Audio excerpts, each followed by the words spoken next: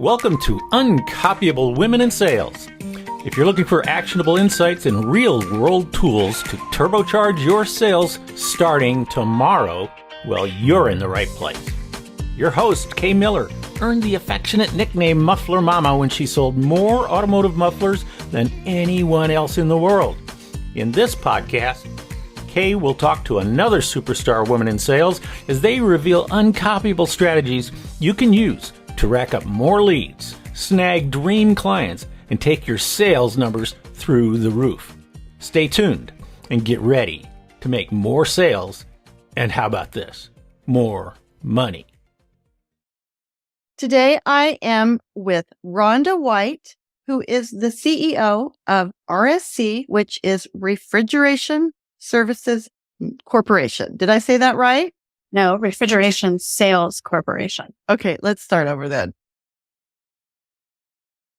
Okay. Today I am very excited to be with Rhonda Wight, who is the CEO of Refrigeration Sales Corporation. And Rhonda, I met you a few years ago when you were working with some of your employees and dealers. And at that time, I remember you came up with that hashtag relentless as a way to describe your commitment to your customers. So I want to share with our listeners more about your story, which to me is very impressive. So Rhonda, welcome to the podcast. Well, thank you. Hi, Kay. It's nice to be talking with you again. So we were talking just before we came on about, whether you have a bio or not. And you said, I've been with RSC my whole life. You said you started out of college and you've been there ever since, even though you never expected that to happen. So why don't you tell us a little bit about your path? Sure. So I started at RSC 30 years ago. I just had my 30-year anniversary in October of 23. And congratulations. Thank you. Thank you so much. I talk a lot to people that ask how I got started here. And I literally answered a help wanted ad. It was, never heard of heating and air conditioning, didn't know what a distributor was. And I walked in the door. I had an interview. I was hired. I wanted to go to graduate school. And so I wanted just a part-time job. And it was just right around the corner. So I accepted a position and was never planning to stay. So I'm curious, what was your degree in? So my undergrad was in criminal justice and psychology. And I wanted to be an attorney. And I also was getting my master's in education.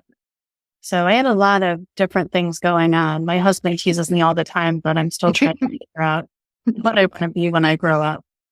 That's funny because, like you said, I'm sure you never imagined that path. And you started there as just a temporary job. And then that was, like you say, a long time ago. And you've been through a lot of positions since. Do you want to kind of tell us what some of those were through the years? Sure. So I started off as an admin, a secretary in their purchasing department. And then I took on more purchasing responsibilities, became a buyer. Then I became the purchasing manager. And then my son was born and I went part-time when my son was born. And I should say I met my husband. So my husband and I met at our... I'm glad that you met your husband before your son was born. Yes. Not the other way around. It works that way. I met him at RSC and, he loved it. And I was always suspect. Like, this isn't for me. This isn't where I'm staying. But I really enjoyed our customers. I enjoyed my coworkers. Being a distributor, we have lots of suppliers and because I was in purchasing, I interacted a lot with suppliers. And just as a whole, the industry fascinated me. And it was really a relationship business. And I really enjoy relationships. So it worked out well. So I became the purchasing manager. Well, then my son, when I my son was born, I went part-time. So I had to give that up. And I was okay doing that for a while. And then when he started kindergarten, I wanted to get back into full-time. And so the owner of the company at the time, I should mention I'm not family, I'm not related, because that was also one of the number one questions I would get being female. And, once I became president, everyone would ask me, how are you related to the Farr family? I'm like, I'm not related to the Farr. I know that is interesting because yes, you're a female in a very male dominated industry. And it is still a family owned business, right? Well, we actually sold the business, in June of 21 to a private equity firm. And now we're part of the Master Group of 2023. So it's been really an exciting transition. Oh, good. Well, yes, but for years it was a family business. And like you said, even though you weren't related, I mean, they obviously have such high regard for you and what you've done, which is a lot for this company. So we were a family business from 1945 until 2021. So I think actually I did read that, and I remember reading that it was family owned for 75 years, I think, or somewhere around there. And I'm like, wait a minute, 1945, was that 75 years ago? That's not that much earlier than when I was born. So that's interesting. But so now you are in a different ownership model, but it sounds like it's still a great place to work. Still a great place to work. And we've been acquired by a great parent company that has really added a lot of just, there's a lot of structure and resources and just bench strength that's available to us that we didn't have access to prior. And so that's been really great for the business. And, they leave us alone, right? So they are there when we need them. And certainly there's, reporting and financials and many things that we had to transition to their way of doing things, but we still have our management team running the business. And I now report to the CEO and president of Master Group. And so that's worked out really well. Good. Okay. Well, let's go. I interrupted your little trajectory there. So from purchasing, how did you go on from there? And of course, as I mentioned, what parts have related to sales? Because that's, mainly the audience for this podcast. Sure. Well, I've been selling myself this whole time, right? Since the moment I started. And I did eventually get into a role where I was the VP of sales and I had sales responsibility for RSC, all of our locations and all of our outside sales folks. And it's really about listening. I mean, if I were to say the key word to my success, I would say that it's listening. And I say a lot, I think that it's really more natural for women to be more nurturing and better listeners. And I know that's nothing against men. There's a lot of men that I work with that are great listeners. But I just think that was a skill that I had in a male dominated industry. I was the first female manager at RSC. So I've always been in rooms with, middle-aged men. I would go so far as to say in our industry, middle-aged white men. And I probably shouldn't say that on your podcast. You can bleep that out if you want. Well, it's not that you like it that way. It's just, it is what it is, right? I think we'd all like diversity. And in fact, when, you talked about how much support through the years you've received as a female being in this industry. So I know it isn't like you trying to keep others out. It's just, here's who we've got. And we'd love to even have more diversity. So I was the minority. I didn't think the way any of them thought. And then to make matters worse, when I first became part of the executive team, and at this point I had sales responsibility, I was a mom. And so I was very much focused on my family and my role at RSC. And I think both experiences made me better at both sides. And that was not a popular belief at the time. And I would be in meetings with our executive team and, we'd be talking about things and, I would have to leave early because, my son had a game or I was trying to get to something and, they would just look at me like I had two heads. Like none of these guys would ever leave work to go to one of their kids' games. And they were all great parents. They just had a different idea of what being a parent was, than what I had. And so it was just, it was I had to really work hard to earn their respect. And so I feel like I was constantly selling myself and trying to really show that I'm dedicated. I work just as hard as you do. I'm just as productive as you are, but my schedule's a little flexible because I have other priorities that I'm trying to serve as well. And it was a challenge for a while and it became easy because it just became more natural and people learned that they could depend on me. And if I said that I was going to do something, I did it. And so I really was just trying to earn that trust and respect. And the more I did that, the more I was able to be myself and prioritize the way that I needed to prioritize my life, not the way they thought I needed to prioritize my life. And, it was a lot of stressful times. And I would say that two things that served me well is, I don't know, we use here at RSC a tool called the Enneagram. It's a personality typing. And we've done many, many, many years of training. We've done our executive team as well as our next level of managers. It's been an important tool in my career, and it was something that really was life-changing for me. And also meditating, just a lot of meditating and a lot of, I would get very frustrated with different things going on, and I would just take that time to breathe and meditate and really just connect with myself and stay true to myself, because many people tried to change me and many people tried to shut me up. Like it's, you don't have to talk so much, or you don't have to be so opinionated, or you don't have to. I'm like, well, but I have a lot of ideas and I have a lot of thoughts that I want to share. And I'll never forget my very first executive team meeting at RFC. The owner and president of the company who mentored me for years, and I adored him. He gave me all the opportunities that I've had. But the very first thing he said to me going into the meeting was, maybe don't talk at all in this meeting. Like maybe just, and I was like, a weird thing to say.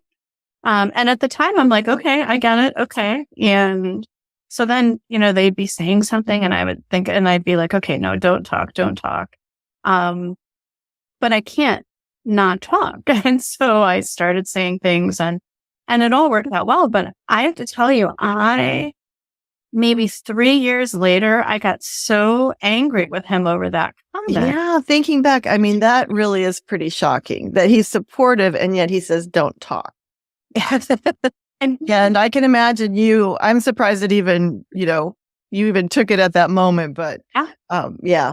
It took me a minute to realize, but he would say to me pretty regularly that, I'm used to strong women because my wife is a strong woman, but not everyone is used to strong women, is what he would say to me pretty often. And eventually it just got under my skin, and then I had to, talk with him about it, and everything, went great. He's a great, great guy.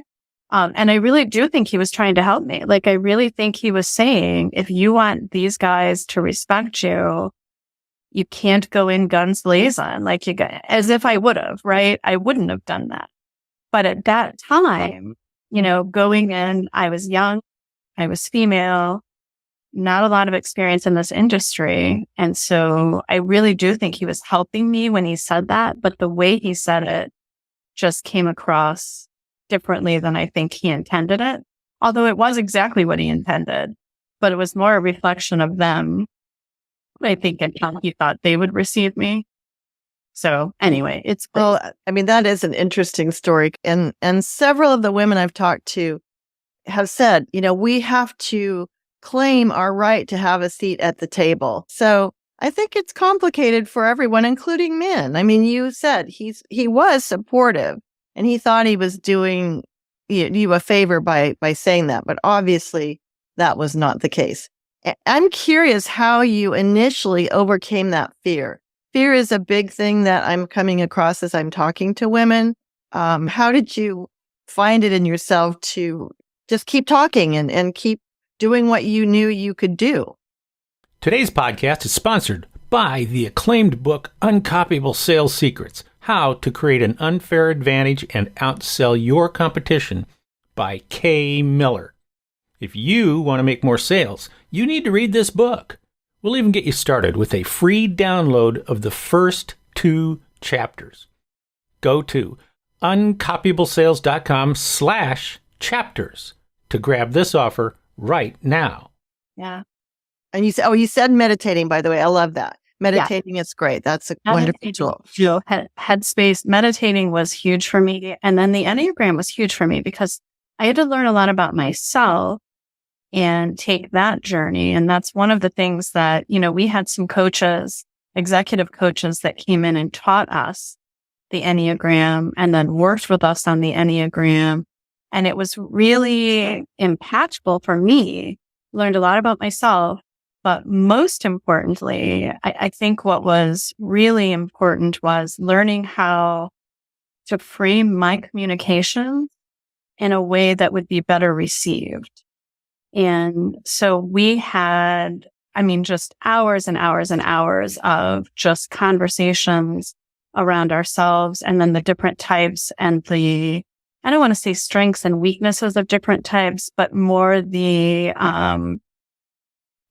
just your automatic personality and what comes most easily to you. So I have to work really hard to not be critical. Like the type that I am is, the reformer. So I can go out, I see what's wrong. I'm very intuitive and I can fix this. And obviously I really want to do what's right. And I struggle with, shortcuts and things like that, but everyone isn't like me. And so it really took a lot of me working on myself to realize that every type has its strengths, every type has its way of dealing with things, and that my way isn't the only way. And it really just allowed me to adapt and connect and be able to build bridges between a lot of the challenging situations that we would find ourselves in, especially if we disagreed on certain things. And there's actually a book. The name's going to escape me right now. I'll put it in the show notes, but tell us what that is. There is a book that after doing all of this work on the Enneagram, there's a book that talks about different types talking to different types. So I'm a type 1. My husband is a type 9. Our distribution manager is a type 8. My VP of sales is a type 3. And if I needed to go have a difficult conversation with one of them, I would open this book and I would spend, 20 minutes reading, okay, a 1 talking to a 3. Here are the things that are going to come up for this 3 right away. And here's a better way to say it. Or like if I'm talking to a 6, they need a heads up. Like you can't just walk into their office, pop down and have a conversation. I need to have hey, could you and I get together tomorrow? I want to talk about this, this, and this. Would you have some time? And so that was just hugely beneficial to me because I move very fast. I multitask and I am always, looking at doing 2 or 3 things at a time. And a lot of people can't multitask and shouldn't. And everyone shouldn't. I shouldn't as much as I do. That might be the one thing I would change about myself if I could, is not multitasking and staying a little more focused. That's a tough one with all the things coming at us these days, huh? Right. But I think that is very interesting because you said, number 1 is listening, but as you were getting more into it, a lot of it is really understanding the other person's personality and how that compares with yours and adjusting your style to their personality. I've seen different methods of analyzing personalities, but I don't think I'm familiar with one that has that many. It's usually the 4 quadrants I'm familiar with. And no, this is the Enneagram, and there's 9. We've done a lot of work in this with that method, and it's been very impactful for RSC, for all of our managers. But me personally, I've just learned so much from that and about myself. And, listening is important. Active listening is important. And then also how to communicate. And so that's what really helped me with a lot of the managers that I was working with earlier in my career, was just more, and even in the industry, not just within RSC. I wanted to understand everything in the industry. And when I got into sales, it became really important to me to build relationships with the customers and to build relationships with our suppliers, which I had pretty strong relationships from having been in purchasing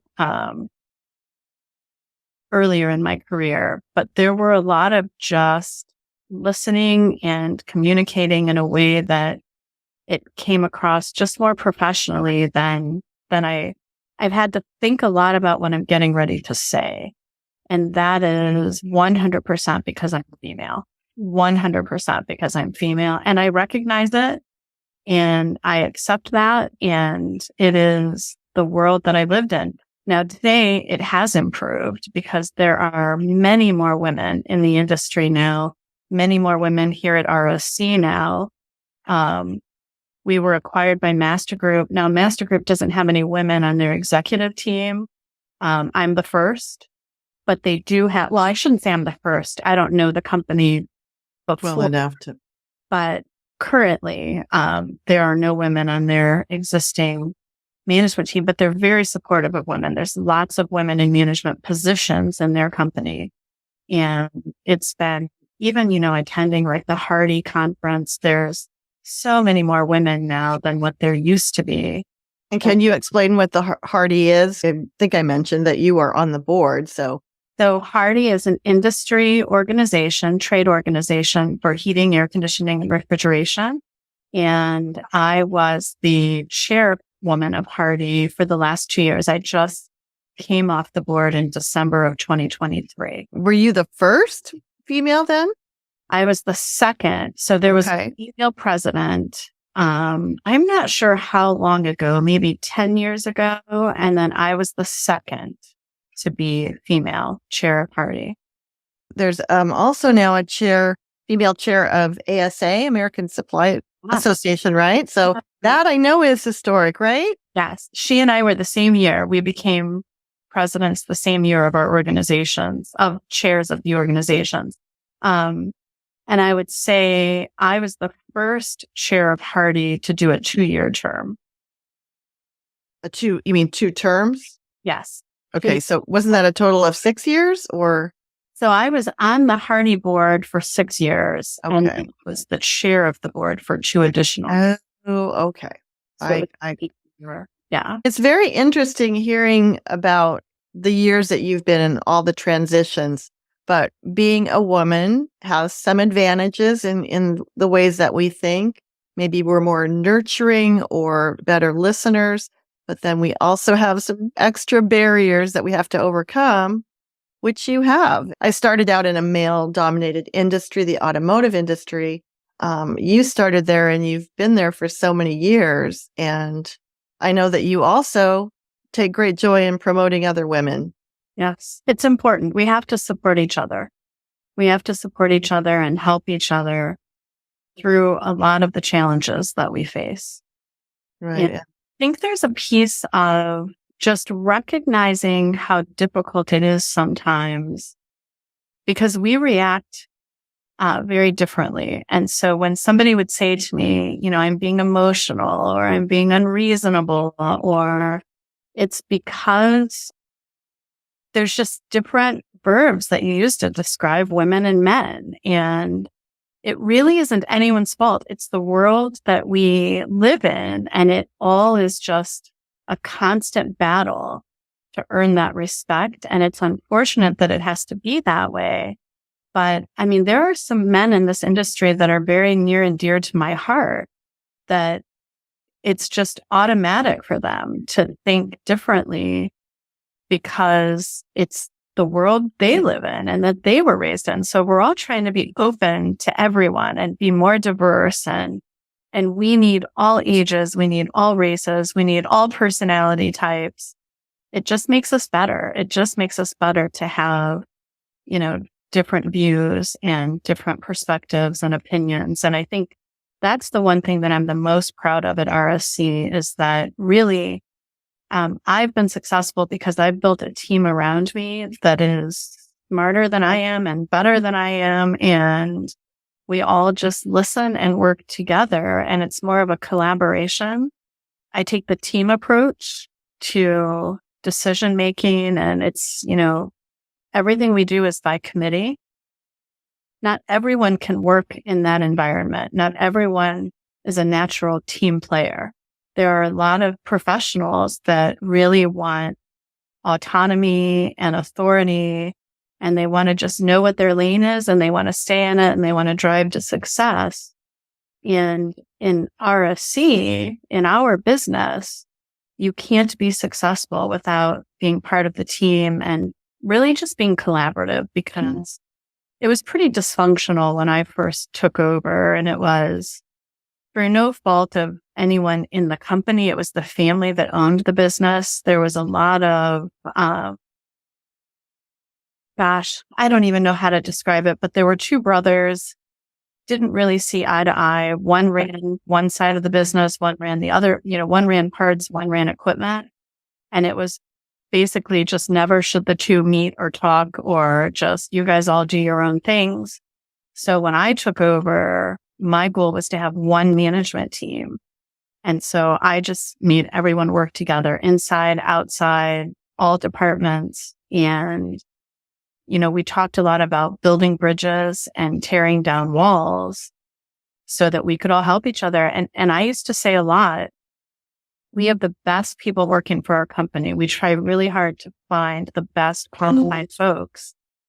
And then they get in this situation where they're just working against each other all day. So we have the best people in the industry working against each other all day, and we can't have that. So we did some restructuring, and, what I'm saying in 10 minutes took us 3 years to really get this new structure in place. But we are a better company for it. And there's so much respect between departments, and, sales and operations work really, really well together now. And our VP of sales will say that he's never seen it that way. He came to work for us. He's been back since 2015, and he just can't believe how well operations and sales work together. And, he says all the time, that's how I'm successful. I can reach out to operations if there's an issue, and we solve the problem. But I've hired a lot of people and interviewed a lot of people that were not very interested in management by committee. They wanted to make their own decisions and do their own things and not bring important decisions to the executive team. And that's not wrong. I mean, there are companies that run very, very successfully that way. Doesn't work here in our company. The culture that we've built is very collaborative and very much a team approach and team dynamic. And I'm so very proud of that, because I think we've really come a long way and we've accomplished a lot. Well, I know some of the things that you've done in the past and how you've involved people, but from a sales perspective, which is what we're talking about too, I think a lot of times salespeople are expected to treat their customers a certain way. But if they don't experience that culture in the company where they're important and they're part of the decision making and all the things that you're talking about, that doesn't walk the talk, So I really like to hear what you have created with this culture. And one of the things you said reminded me of the saying that if you're the smartest person in the room, you're probably in the wrong room.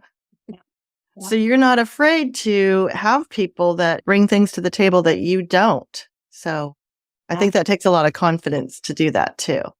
No, I agree. I mean, we all have strengths and weaknesses, and we really have to complement one another. And it's how our customers get the best service from us. And they're the most important. I talk a lot about our employees are the most important, our customers are the most important. If you just look at all of our stakeholders, and, I've been saying for years, if our employees are happy, our customers will be happy, then our shareholders will be happy. And it really does come down to loving what we do and serving our customers in a way that's meaningful. And all of them, we like to know our customers. We like to build relationships with our customers and really just knowing who they are and making sure that they realize how important they are to us. We coined the relentlessly serving our customers, which hashtag relentless. Hashtag relentless. And that has been very impactful. And I think that our customers see us showing up for them and fighting for them, even when it's not always easy, right? The supply chain issues we had during COVID really brought us closer to our customers. And we were really trying to find ways to support them through all of the challenges that we all faced for a couple of years. And the stronger the relationship, I think that's just the most important piece. If you have a strong relationship and it's a partnership and we're in business so that we're all successful. And I think that that's what helps us get through when there's any type of an issue. We also talk a lot about service speed, expertise, and relationships. And it's the relationship piece. We're highly transactional.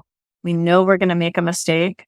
And it's how we handle that mistake when it happens and really just making sure that we make it right and we let the customer know how important it is. And the better the relationship, the more forgiving when there is a mistake or an issue. Not that we're trying to make lots of mistakes, but of course not. It certainly happens. But yeah, and we're actually almost out of time here, but I do want to point out that, hashtag relentless really refers to how you're serving the customer.